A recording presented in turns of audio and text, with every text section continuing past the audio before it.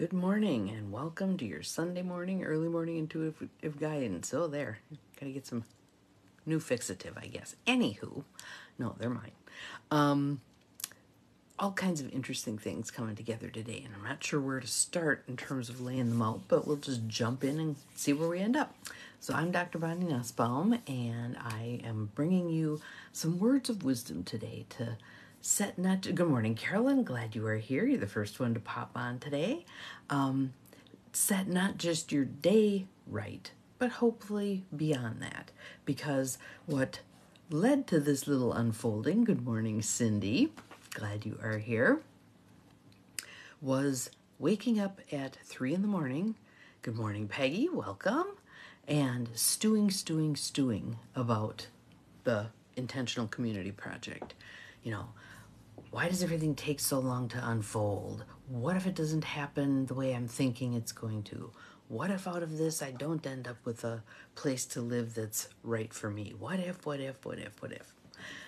And this coming on the heels of a request from someone involved in the process to do something more, add on another big project, and my mind blowing up on that. Good morning, Abigail. Good morning, Gwen. Glad you guys are here.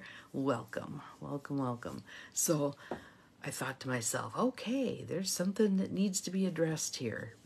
I set the intention that the card for today would address this what if that I was experiencing. So, stood in front of my 3 piles of card decks and tested. Row 1, nope. Row 2, nope. Row 3, nope. Okay, a book? Yep. Outrageous openness? Yep. So here we are with outrageous openness.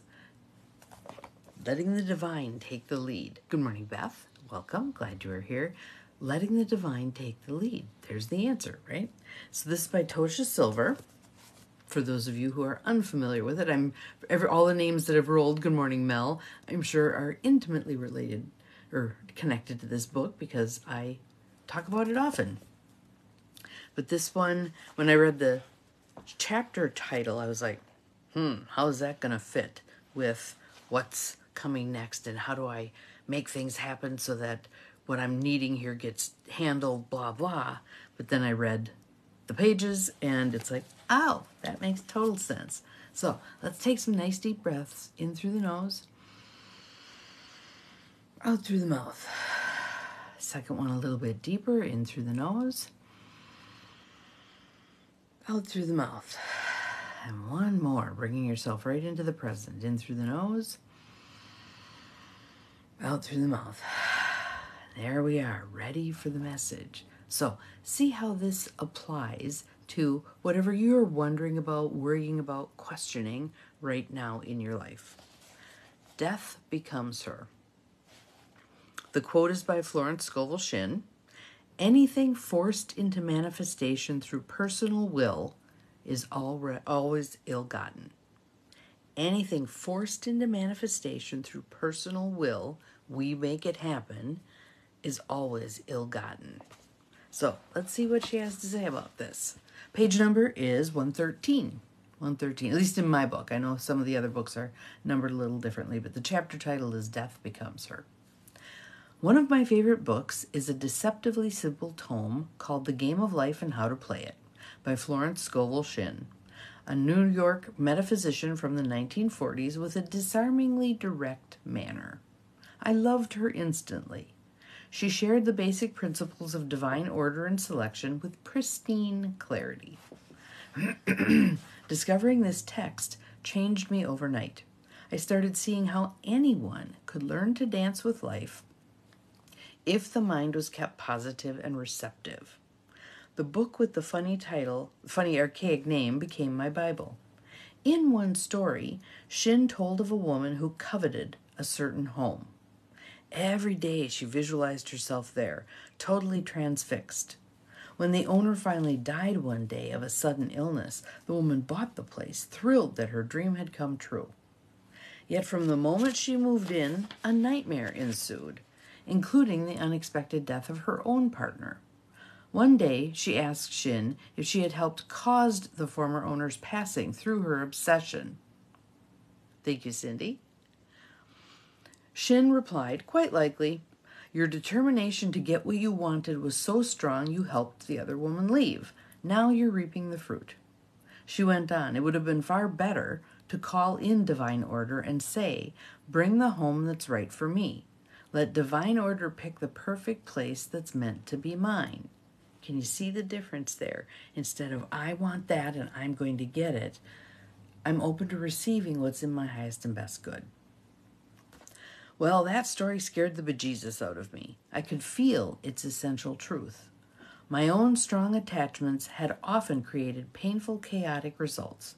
Luckily, I was almost spent. In other words, she had flailed at this machine for so long she'd worn herself out. Florence's book had arrived like the cavalry. Rather than blindly chasing outcomes, hear that again, rather than blindly chasing outcomes, I think I want that, divorced from everything else it's going to create, she taught me to inwardly ask, let things unfold as they are meant to, let things happen as they are meant to, in the highest way for all involved. In the highest way for all involved. That might be a little section we want to memorize because it includes us for those who tend to write themselves off and prioritize everybody else. And it includes others for those of us who tend to focus only on what we want and not worry about how it's going to impact others. The highest way for all involved. If you ask the universe to bring what's right, you can't go wrong. I like that one. Cindy, would you put that one in there? If you ask the universe to bring what's right, you can't go wrong. I've watched through thousands of readings how trouble invariably follows when someone tries to commandeer what is not theirs. Even the word disaster means going against the stars. But divine order always brings the right solution at the right time. You learn to relax and follow the cosmically ordained route when it appears. You won't miss it. So for me, applying this to what happened yesterday and into this morning, the triggering event was being asked to add on this whole new project. My mind grabbed onto that and ran with it, like, how am I going to make this happen? Now I'm looking at it from, what is the right solution? What is the right timing? What is mine to do? What is for others to do? Etc., etc. If you ask the universe to bring what's right, you can't go wrong. When we attempt to force something to happen, it never works out well, right? We all know that. We all know that. So, how does it feel to think about turning this over? Okay, I think I want X. This or something better. Remember our statement there too, this or something better. And that something better can also be intended to be what's in the highest and best good for all. This or something better. Yes, when you ask the universe to bring what's right, you can't go wrong. Okay, so feel into that. How does that feel? I feel it in my heart. That's where I feel it. Where do you feel it in your body? That knowledge, that wisdom, that when you ask for what's in divine right order, that serves yourself and others, that serves the highest good, you can't screw it up. You absolutely cannot screw it up. How does that feel to you? For me, that will also help counter some of the niggling fears I've been having about what if I fail at this. Because there is no way to fail. Yes, this is awesome. I needed the reminder too, obviously. So rather than waiting for that message to come to me like a 2x4 alongside my head, I heeded the call when it said, don't do a card deck today, do the book, and open to this page, and it's this particular chapter that speaks to you. We don't need to try to cram the square peg into the round hole. And yes, a whole lot of our programming has been around making things happen, take action, do. This is saying there's oftentimes value, a lot of value in biding time, waiting. It may feel like nothing's happening. I remember that line from the Joanne Barnes CD that I listened to over and over and over as I was earning my free Mary Kay car. When you plant, you can't see anything when you plant. It's in the ground. It's doing what you're hoping. It's doing what it's supposed to do, right? You can't see it, though. You have to wait. You're biding time. You're keeping hope and trust, right? And then at some point, a little green shoot comes out of the ground, and you know that faith and trust worked. Biding your time. I remember a story from Wayne Dyer where he was at his foster mother's house, and she had planted tomatoes, and he was waiting to see the tomatoes, and he was little, he was like 4, so he dug up the tomato seed to see what was happening, and so she had to explain to him, nope, that's not how this thing works. You have to wait, you have to bide time, you have to tend, you have to water, you have to pull weeds, you have to do the stuff, right? But it's about biding that time, and that there's a divine right timing to it. Plants are great at teaching us that, aren't they? Even on the package, it says how long you're going to likely have to wait for it to pop up out of the ground. How cool is that? Too bad in life we don't kind of have that package that says about this long, and then you'll see something pop up. Sometimes we kind of know. It's going to take this many days, weeks, months, years for this thing to likely come together. And from many of the books that I've been reading and have read on intentional community, the words are, it's going to cost more than you think, it's going to take way longer than you think, and it's still worth it. It's still worth it. So maybe we apply that wisdom to our lives.